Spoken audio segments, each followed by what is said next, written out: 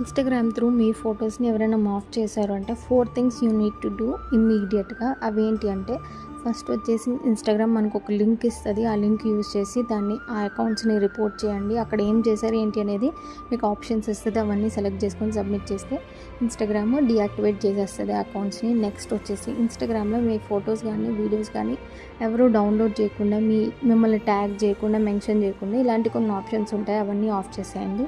Next మీకు తెలియని వాళ్ళు ఉంటే అన్ఫాలో చేసేయండి. లేదంటే మిమ్మల్ని ఫాలో అవుతుంటే వాళ్ళని కూడా మీ ఫాలోవర్స్ నుంచి తీసేయండి. నెక్స్ట్ థింగ్ వచ్చేసి పోలీస్ కంప్లైంట్ ఇవ్వండి, ఎఫ్ఐఆర్ ఫైల్ చేయండి. కంపల్సరీ ఎఫ్ఐఆర్ ఫైల్ చేస్తేనే మీ అకౌంట్ని కరెక్ట్గా వాళ్ళు రివ్యూ చేస్తారు, దాని గురించి పట్టించుకుంటారు.